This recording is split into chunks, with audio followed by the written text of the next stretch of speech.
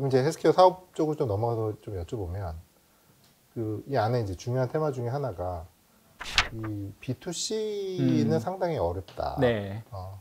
그런 얘기를 이제 한 장을 통해서 네. 이제 설명을 쭉 해주셨는데, 네. 근데 그걸 포함해서 사실 뭐 말씀 나누기 전에 좀 먼저 이 차가 안에서 내용을 보면 관통하는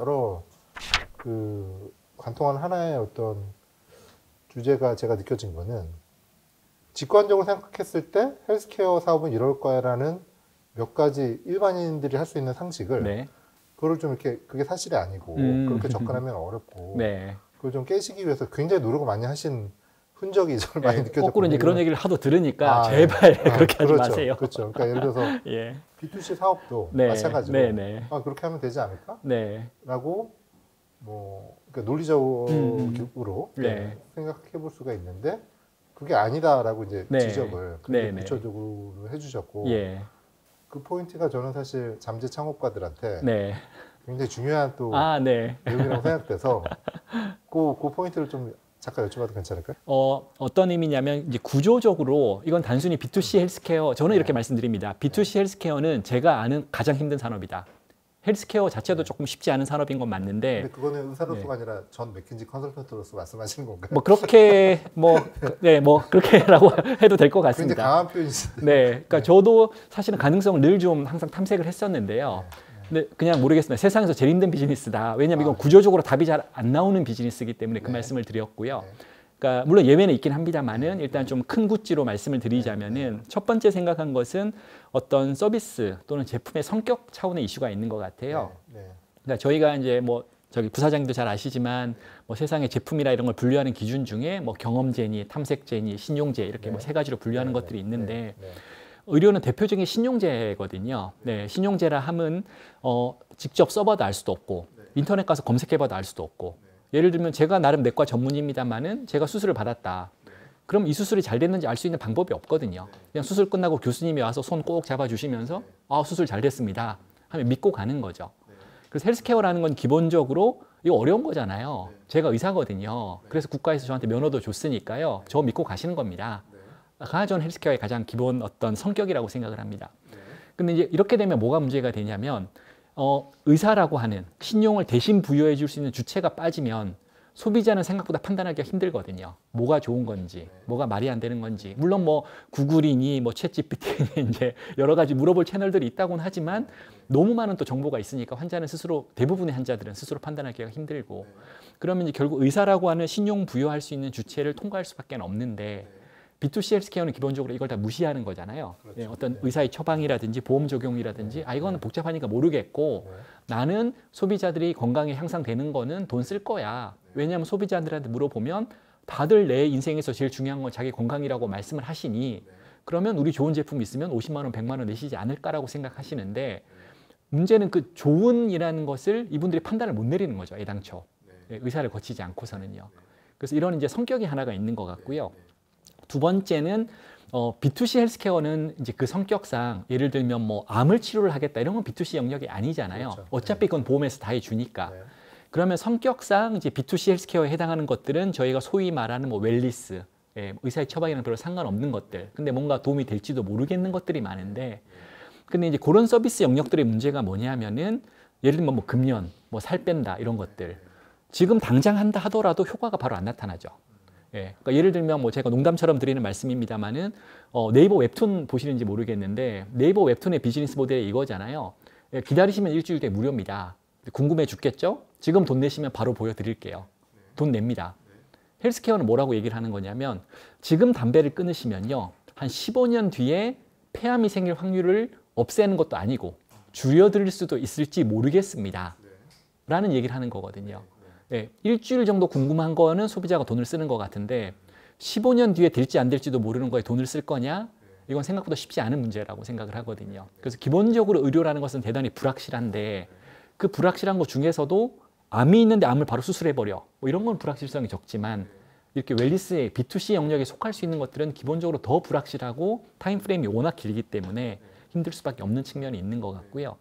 요거 관련해서 한 가지 그냥 예로 들어서 설명을 드리자면은 그 미국의 당뇨 예방 프로그램이라는 걸 하는 회사들이 있습니다. 이제 저는 오마다라는 회사 오마다, 또는 이제 누미라는 회사를 가지고 설명을 많이 드리는데요. 그러니까 쉽게 말씀드리자면 사람이 살이 쪄서 대사증후군이 생기면 가만히 놔두면 당뇨병으로 발전할 위험이 높아진다. 그러니까 당뇨 생기기 전에 미리 살을 빼서 나중에 당뇨를 안 생기게 도와줄 거야 라는 게 당뇨 예방 프로그램이에요. 네, 그중에 온라인 버전의 대표 주자 중에 하나가 오마다, 또 하나가 누미거든요. 그렇죠. 두 회사 다 미국 질병관리본부로부터 디지털 버전 인증을 받았고요. 근데 이 두 회사의 비즈니스 모델이 정반대입니다. 그러니까 눔은 뭐라고 얘기하냐면 똑같이 인증받았고 똑같은 프로그램인데 눔은 당뇨 예방 프로그램이란 말을 한마디도 안 씁니다. 홈페이지 가보시면은요. 그냥 건강한 다이어트예요. 그러면서 비즈니스 모델은 B2C로 갔습니다. 예, B2C 힘들다는데 왜 B2C가 가능하냐? 다이어트니까. 이건 미용의 영역이니까요. 네, 이건 화장품 사는 거랑 비슷한 거지 헬스케어라기보다는 또 효과가 바로 나타나니까. 근데 오마다는 비즈니스 모델이 다릅니다. 오마다는 글자 그대로 당뇨 예방 프로그램 얘기를 하고 있어요. 그렇죠. 전공법을 예, 하죠. 대신에 비즈니스 모델은 B2C가 아닙니다. 그렇죠. 얘네는 고용주들한테 갔죠.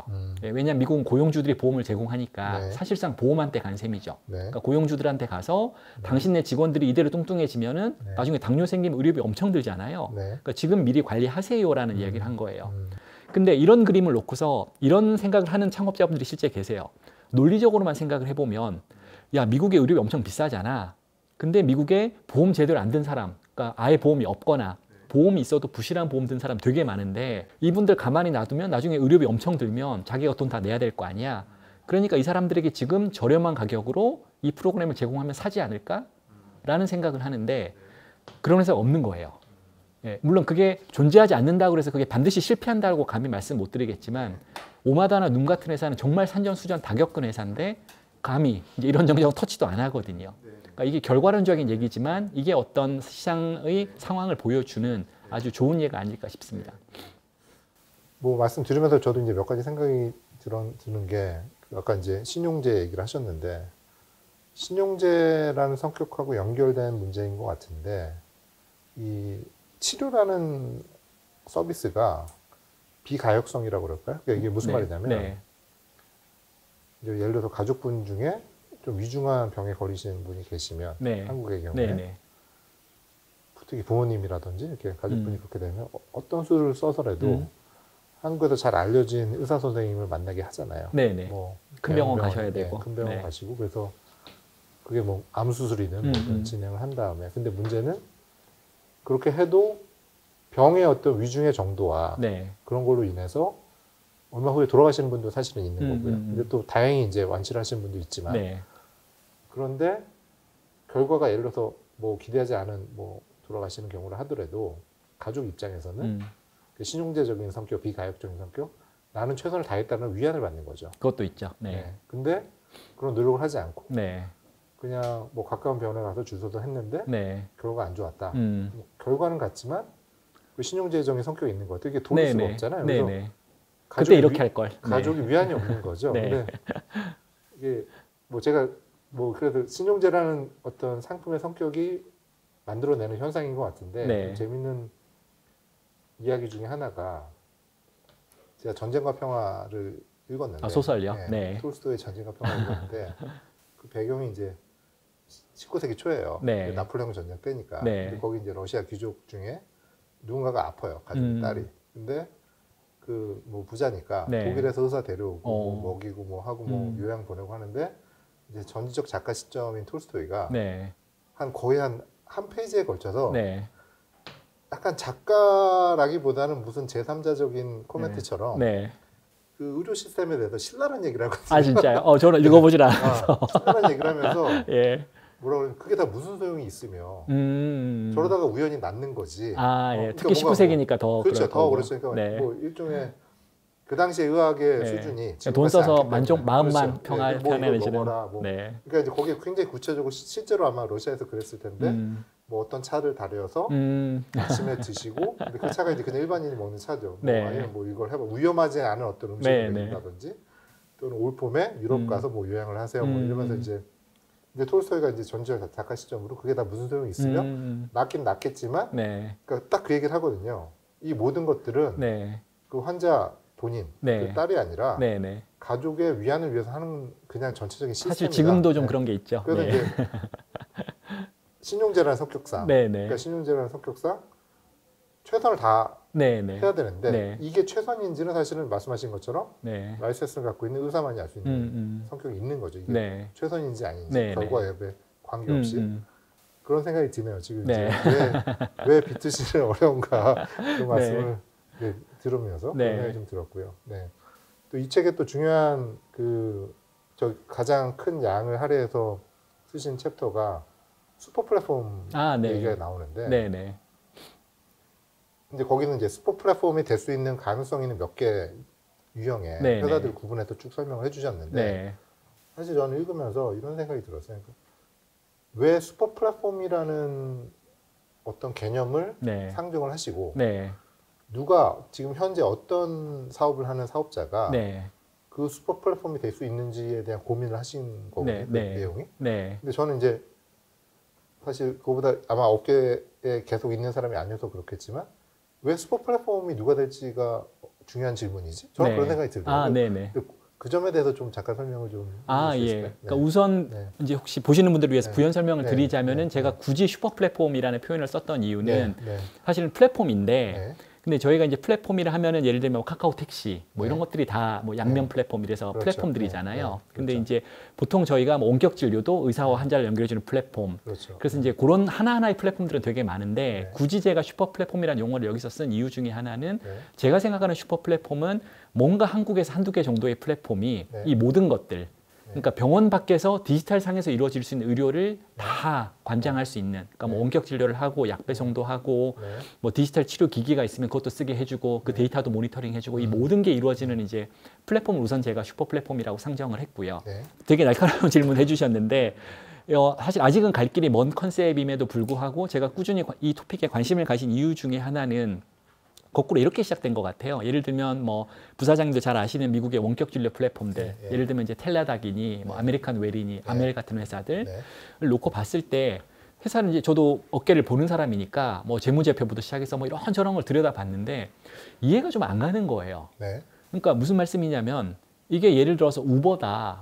제가 최근에 우버의 뭐 경영 상황은 잘 모릅니다만은 네, 네. 사실 플랫폼들이 자꾸 욕을 먹는 게 사이즈 키우느라고 돈 엄청 때려 넣는데 너네 그렇죠. 돈 언제 벌 거야? 맨날 적자잖아. 이제 이걸로 욕 먹고 있잖아요. 네. 근데 예를 들어서 우버면 적어도 이론적으로는 뭐 사실 기사분들이 우버에 비해서 힘이 없으니까 어느 순간 우리한테 락인이 되고 나면 뭐 이제 가져가시는 돈을 막 후려친다든지 뭐 여러 가지 방법으로 충분히 이걸 수익화 시킬 수 있지 않겠느냐라는 전제가 있는 것 같아요.